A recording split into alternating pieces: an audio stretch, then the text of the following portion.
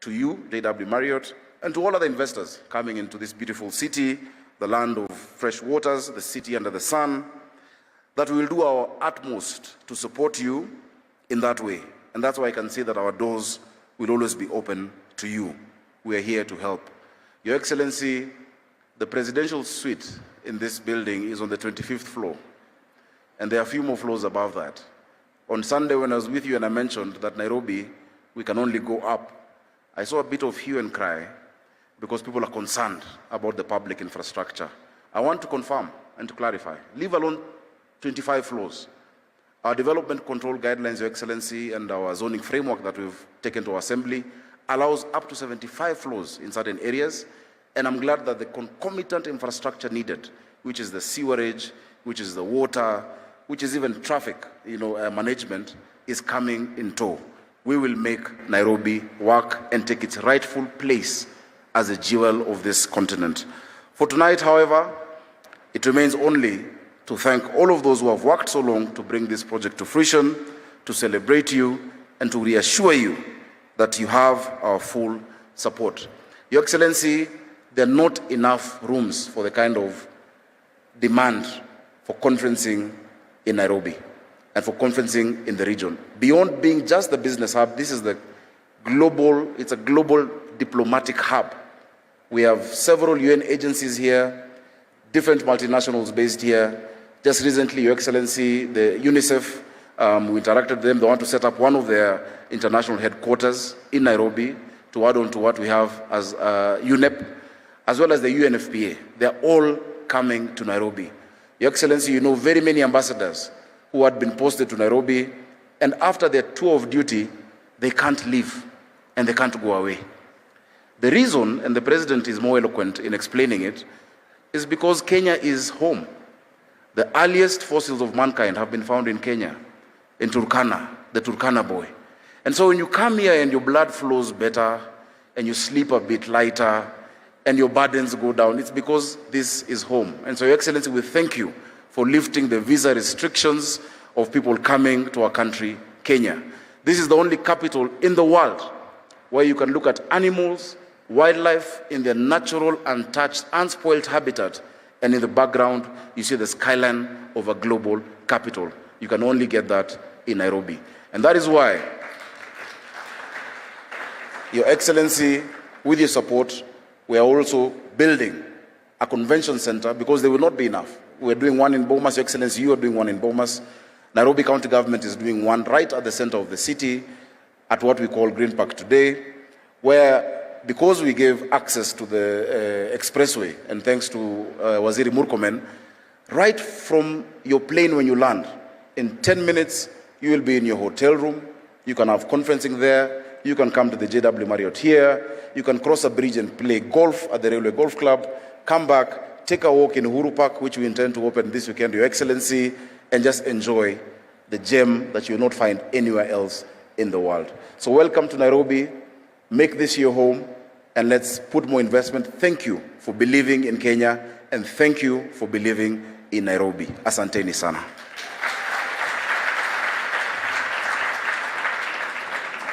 Next, Your Excellency, allow me to call the Chairman, AVIC International Holding Corporation, Mr. Lai Wexen, to make his remarks. Welcome, sir.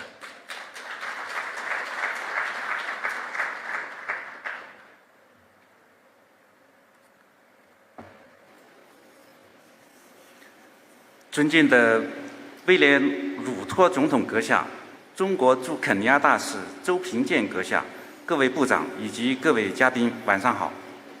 Your Excellency President Dr. William Ruto, Your Excellency Ambassador Zhou Pingjian, Honorable Ministers and esteemed guests, good evening.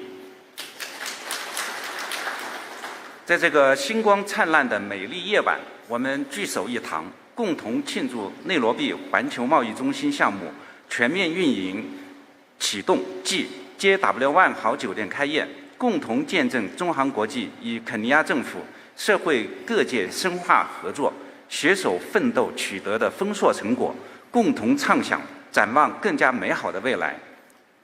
On this starlit, beautiful night, we gather here to celebrate the full operational launch of the Nairobi Global Trade Center project and the opening of the JW Marriott Hotel. Together, we witness the fruitful results of the cooperation and joint efforts between AVIC International and the Kenya government and all sectors of society, and we dream of an even brighter future. 为此，我代表中航国际以及内罗毕环球贸易中心项目团队，向各位的到来表示我最热烈的欢迎和最诚挚的感谢。On behalf of AVIC International and the Nairobi Global Trade Center project team, I extend our warmest welcome and most sincere thanks to everyone present here tonight. 中航国际在开发建设内罗毕 GTC 项目期间，得到总统阁下和肯尼亚政府、社会各界的关心和帮助，在此深表感谢。GTC 项目已为肯尼亚本地社区累计提供了4000多个就业岗位。在 GTC 项目开发建设期间，通过中航国际提供的技术转移和培训计划，培养了许多高素质建筑专业技术和管理人才，开启了众多的怀揣梦想的年轻人的职业生涯。GTC 项目开发建设期间，恰逢3年疫情，项目团队克服重重困难，全力保持项目不停工不歇业，为当地许多员工家庭提供了可靠的经济保障。During the development and construction of the Nairobi GTC project, we received tremendous concern and assistance from His Excellency the President, the Kenya government, and all sectors of society, for which we are deeply grateful. The GTC project has provided over 4,000 job opportunities for the local community. Through the technology transfer and training programs provided by AVIC International, during the project development, we have cultivated many high-quality professionals in architectural technology and management, starting the professional careers of many ambitious youths. During the 3 years of the pandemic, our team overcame numerous challenges to ensure the projects did not harm, providing reliable economic support for many local employees' families. GTC 项目已经成为肯尼亚乃至东非地区最优品质、最佳体验的集写字楼、酒店、高端公寓及商业为一体的综合建筑体。随着内罗毕被评为2024年世界最佳旅游城市， GTC 项目将成为促进全球文化交流与商务往来的新桥梁、新平台，会为内罗毕的经济发展和商业繁荣做出更大的贡献。内罗毕 JW 万豪酒店将为全球各地的游客和商务人士提供最优质的酒店服务，向世界展示内罗毕的活力与美好。The GTC project has become the premier comprehensive architectural complex in Kenya and even the East African region, combining office space, hotels, high-end apartments, and commercial facilities with the highest quality and best experience. With Nairobi being named the world's best tourism city of 2024, the GTC project will serve as a new bridge and platform for global cultural exchange and business interactions, making a significant contribution to Nairobi's economic development and commercial prosperity.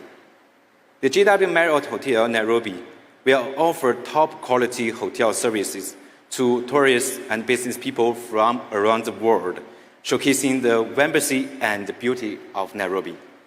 在过去的30年里，中航国际与肯尼亚政府、社会各界携手并进，参与了包括内罗毕国际机场、职业教育项目以及卡努曼纽大坝等重大工程。展望未来，中航国际将继续深化与肯尼亚政府、社会各界的合作，实现多方共赢的新篇章。Over the past 30 years, AVIC International has worked hand in hand with the Kenya government and all sectors of society on significant projects, including the Nairobi Jomo Kenyatta International Airport, TVET projects, and the Karamanyo Dam. Looking ahead, AVIC International will continue to deepen our cooperation with the Kenya government and all sectors of society, embarking on a new chapter of mutual benefits. 谢谢大家。 Thank you, everyone. Asante sana.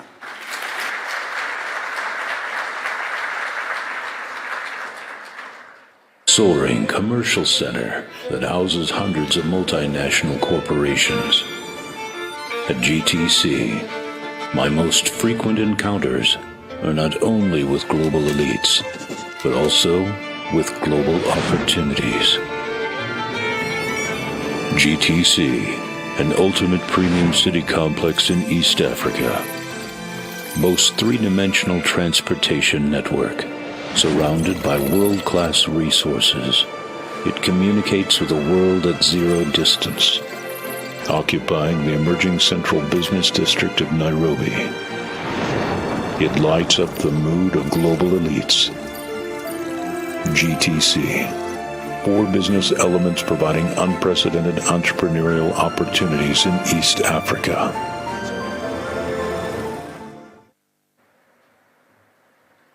Put our hands together one more time. Nairobi communicates to the world in zero distance. Wonderful. Next, I'd like to invite the Cabinet Secretary for Tourism and Wildlife, Dr. Alfred Mutua, to speak. And after that, he'll invite the Prime Cabinet Secretary. Why don't we give him a warm welcome? Welcome, sir. Good evening, Your Excellency, the President of the Republic of Kenya, Prime Cabinet Secretary, His Excellency, the Ambassador, Governor of Nairobi, my colleagues who are here, Principal Secretaries, ladies and gentlemen, all protocols observed. I want to say congratulations. You've made me a very happy man because now we have another building, another hotel in our country that is of the standard that we are looking for. So congratulations, JW Marriott, and I want to assure you that you've come to the right place and you've made the right choice. Even as you settle, I'd like to point out several things. One is that we're looking at hotel ratings. I know we had a conversation talking about this being a 5-star hotel, but not yet, not yet. My team will come and we'll decide whether it's 5-star or maybe slightly more. Because we are looking at how we rate our hotels in our country. Because we have to maintain a certain standard. What has been happening in the past is that people who are going out and rating hotels were using standards of the 1970s and 1980s. I have reviewed the standards, and so I want to tell all hoteliers that they'll not be surprised that some 5-star hotels will be downgraded and some 3-star hotels will be upgraded, but it will be in a fair system so that we can sell value to our people, because many visitors are coming to our country for many reasons and they want to get the right value for what they are paying for. The next thing is that we want to offer good value and a good feel when you come to Kenya. From the time you enter into our country, the stay and the time you leave, we want you to have that end-to-end quality life. And we are making sure, and I want to congratulate the governor of Nairobi for the initiative that he's doing, and the other governors and things they're doing, so that we can be able to improve the quality of tourists and visitors coming to our country. When it comes to marketing, we all know that there's no other country that is as good as Kenya. And not just because I was born here, but I've been to many countries, I've lived in many countries. This is, I think we used to say, if there was a Garden of Eden, and there was a Garden of Eden, it must have been somewhere in Kenya, because it's a beautiful country. But we want to market it in a way and telling people that you can go to many countries in the world, you can have your bucket list, but you will not be complete unless in your lifetime you visit Kenya. So we'd like to bring people back here to come and see the wonders that are in this country of ours. This hotel will be ready and set for conferencing, because we want to expand on conferencing. The governor has talked about building a hotel. There are many conferences coming around, and it is an opportunity to make Kenya the Africa center for meetings and conferences, and we'll be able to pull that through. You know, Kenya is not just about Nairobi. There's a lot of beautiful land across here, and we want to work with you as we market so that when they come here, you know, when some of us are in the hotel industry, I see a few hotel owners around here, some of us in the restaurant industry, and there's something called upselling. So somebody comes for a drink, they want a soda. So you don't sell them a soda, you tell them, you want a soda, do you want a piece of pie with that? Do you want something else? Upselling. So we'll be working with you to upsell Kenya. They come here for a conference, come to Nairobi, they go to many other places. I've been touring this country. I'm visiting all the 47 counties. I was in Samburu the other day, Kitui, Makueni, I was in Taveta yesterday.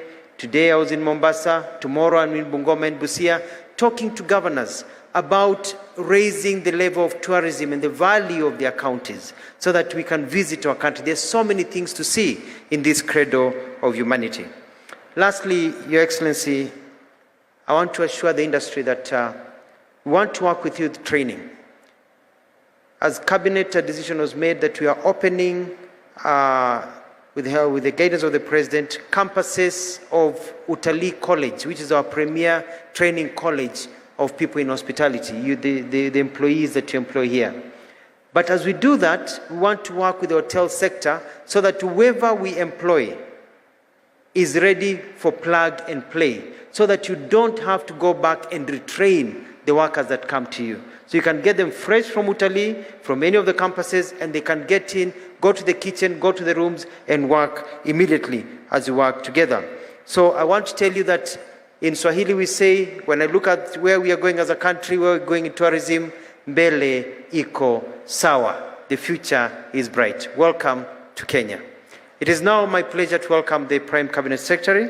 Please, karibu, and so that he can speak and invite His Excellency, the President. Let's give him a hand.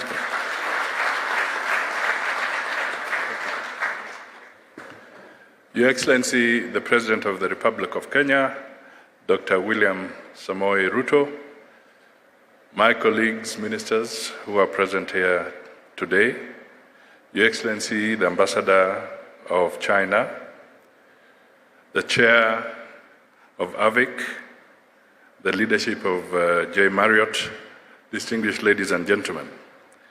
I have no words.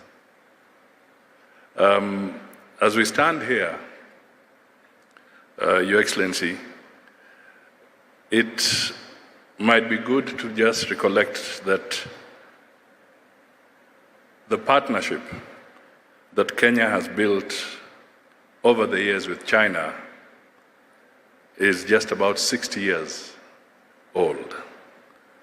And therefore, it is of great significance that you are presiding over the inauguration of this masterpiece, architectural masterpiece, as we mark the 60 years of partnership with China. That is indeed a very befitting occasion to mark that long partnership. Secondly, Your Excellency, before I invite you here, when you look at what we have seen, there's one fundamental message that comes through: investor confidence. Your Excellency, you have been pursuing very vigorous diplomacy and setting the stage for even more investment. So I would like each of us to ponder that would an investor come forward and put the kind of billions that have been put here if they have no confidence in Kenya? So this is symbolism of a very strong mark of approval and the level of confidence that Kenya inspires.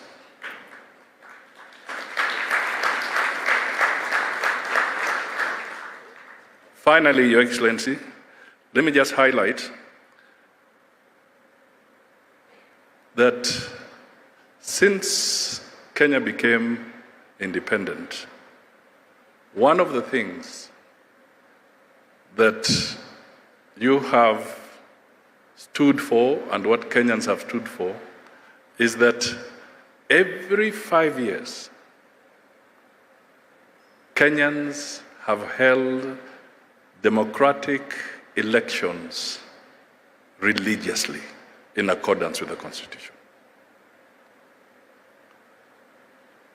You may complain about the process. You may petition. You may even go to the Supreme Court. You may even do a bit of mandamano.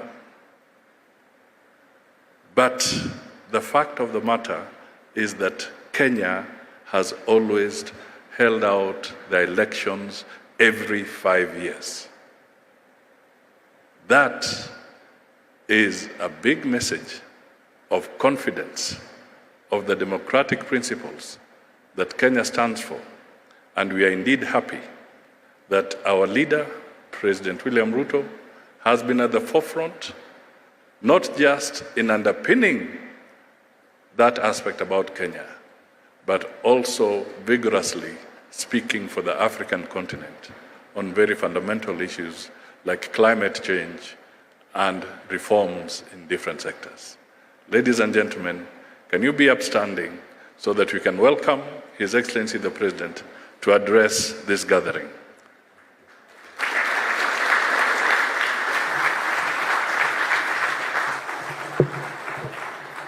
Thank you very much, Prime Cabinet Secretary.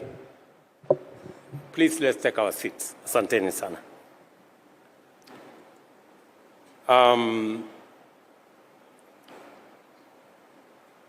Prime Cabinet Secretary is present, the Governor of the great city of Nairobi, Ambassador of China present here, the leadership, Chairman of EVIC, our friends, and investors in this facility, distinguished ladies and gentlemen, good evening. Hamjambo. I'm happy to join you this evening at this event and honored to preside over the official opening of a project which serves as an inspirational model for the strategic convergence of development policy and investor activity. Both the GDC and JW Marriott represent the immense positive impact of synergy between the public sectors and articulates the possibilities that can be unlocked by aligning private investment with a broader national development agenda. The Global Trade Center, which is part of this investment, developed by AVIC International Real Estate Kenya Limited, is a vast complex of amenities designed to promote global investment in Kenya and in our region. And I take pride in the confidence AVIC have shown in our country.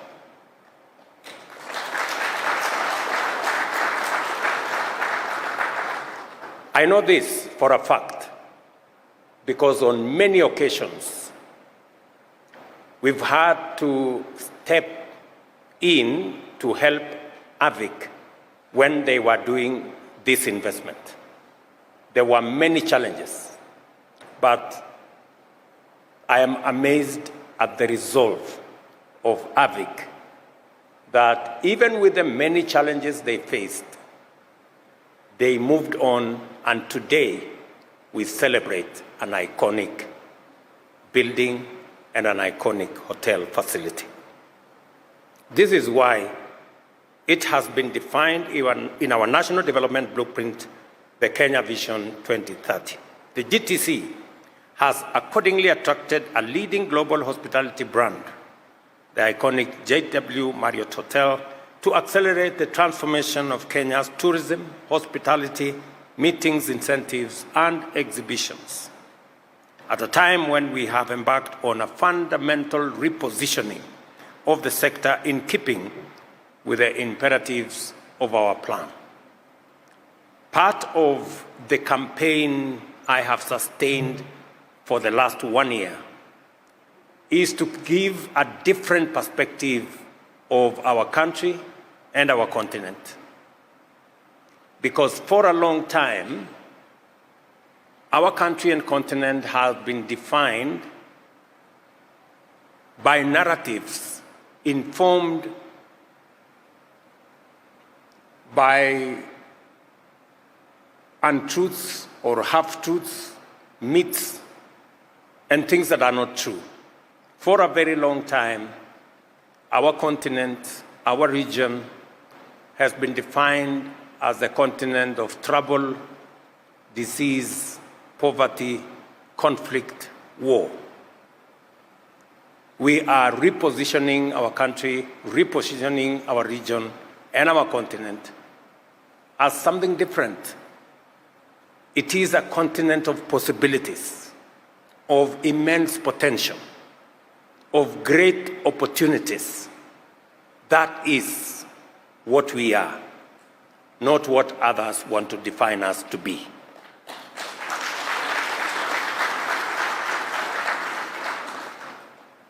And I am persuaded beyond doubt that today the narrative around our continent and our country has significantly changed. Tourism has been one of the country's highest sources of foreign exchange for decades, and its role in sustaining investment and employment cannot be overstated. In just this facility alone, we've been informed that about 500 Kenyans will be hired to serve in this facility. However, better recognizes that the full potential of this sector is yet to be actualized, and that significant investment, accompanied by facilitative strategic policy and regulatory interventions by government, is necessary for us to tap into the full potential of our tourism and hospitality sector. Consequently, the government of Kenya has developed and is championing quality tourism standards and implementing incentives to support the rapid improvement of standards through registration, licensing, and classification of all accommodation and catering facilities in our country. The contribution of accommodation and catering enterprises to our tourism is immense. And our interventions are part of a broader strategy to uplift its overall performance and capacity to drive our development agenda under the bottom-up economic transformation plan. By 2027, we intend, and I have given targets to Alfred and his team, we intend to receive 5 million tourists annually by 2027 on account of a diversified and competitive tourism product, which will include sports, culture, agricultural, medical tourism, as well as facilities like this. This immense and this increase must be supported by high-quality hospitality facilities, efficient connectivity, and a secure overall environment. Yesterday, I spent 6 hours with the private sector to discuss the competitiveness of our country and to work with them to eliminate hurdles, roadblocks, other impediments that make business slow in our country. I am very proud that after 6 hours of engagement, we had a roadmap with our private sector on how we are going to drive investment and entrepreneurship and creating an environment for us to leverage on our position as a country to take Kenya to the next level. The governor of Nairobi will confirm to you that I have been on phone with him several times on the facilities that we have in this city.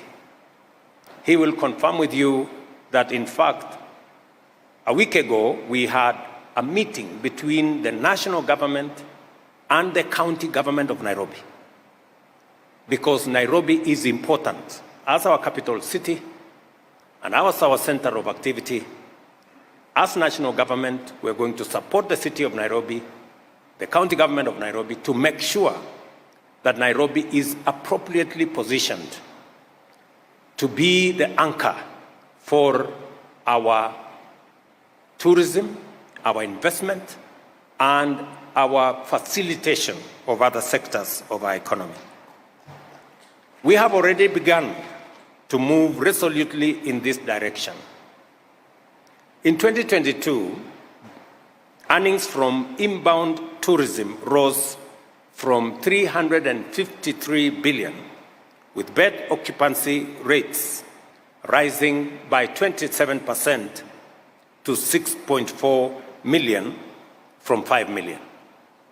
There is significant positive growth in both the number of tourist arrivals and domestic tourism activities, which demonstrate Kenya's popularity as a tourism destination. Last year, as Sakaja mentioned here, Lonely Planet billed Kenya as the best tourism destination to visit in 2024. And in that assessment, we beat Paris, we beat all the others, and we occupied position 1. We want, as our visitors come, they must find us hospitable, with adequate facilities, adequate connectivity, and a clean city. Sakaja, you are listening. And to aid in the numbers that we are looking up to, I did commit to the country that to facilitate visitors from around the globe, we are going to take the strategic decision to eliminate visa requirements for people visiting Kenya. I am very proud to say that, as I announced on the 12th of December, there is no longer any visa requirement by any country, by any visitor to visit Kenya, except to be vetted to make sure that we keep the bad guys away. Otherwise, all other visitors. And for your information, the numbers are changing drastically. The numbers are changing drastically. While it took between a week and 2 weeks and sometimes 3 weeks to get a visa to come to Kenya, with our ETA facility, it now takes between 5 minutes and 7 minutes to complete all your filings. And we have now reduced the number of days. On average, some are approved instantly, others are approved within hours, many are approved within 3 days. So we are moving our country to be the country that is easy to travel to. Similarly, MICE has registered rapid expansion as more and more delegates flock to the country for events like the Kenya Business Forum, the Africa Climate Summit, the East Africa Tourism Expo, the Magical Kenya Travel Expo, the United Nations Habitat Assembly on Urban Development Agenda, and the United Nations Environment Assembly, among many other events and regional and global attractions. Kenya is going places. As the humanities' first home, we will be doing much more to interest people of all nations of the world to visit our country. And as I said, all of us should welcome them home whenever we have that opportunity. Welcome home is our call to all our brothers and sisters globally to connect with their origins. It is also a signal to investors to plug into our present and future need for adequate hospitality facilities of the highest standard. There is an opportunity for strong global brands to follow the example of JW Marriott,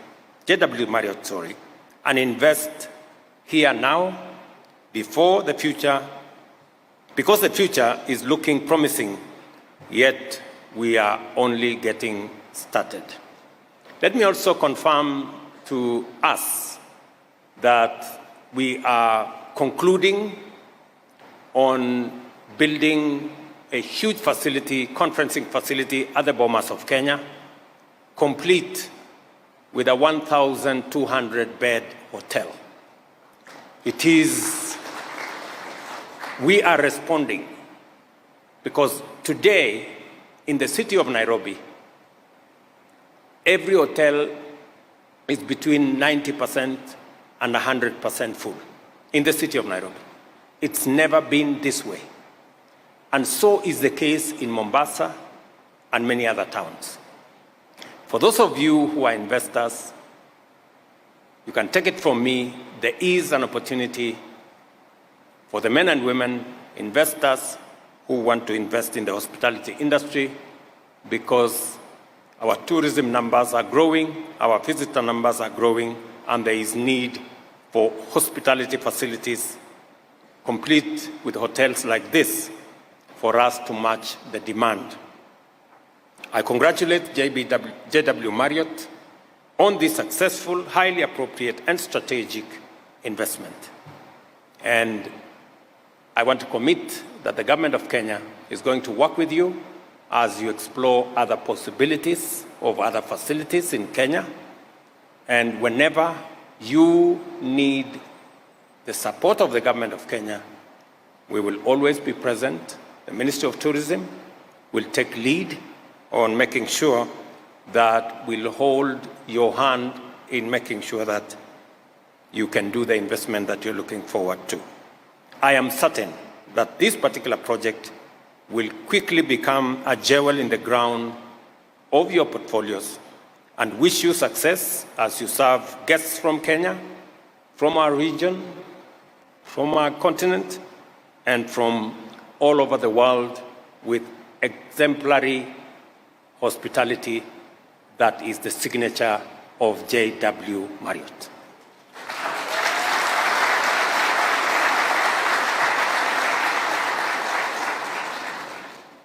And to ask all of us, and I like what all the leaders have talked here, that we are a viciously democratic country. We defend, we protect our democratic space as the people of Kenya. And because of our democracy, we can proudly stand out and say your investment is safe in Kenya. Because it doesn't matter who is in power, Kenya will be safe always. Because we believe in democracy, and we believe that there is opportunity for everybody, and we are working around the clock to make sure that we provide the environment necessary for us to attract investment, to grow our opportunities for investment, and to stabilize those who are already investing in Kenya. With these many remarks, JW Marriott Nairobi is officially opened. A wonderful round of applause for His Excellency. And with your permission, Your Excellency, allow for a photo opportunity. If we can just do it right here on stage. So I'll invite EVIC GTC team first. And that's Mr. Lai, Mr. Gao, Zong,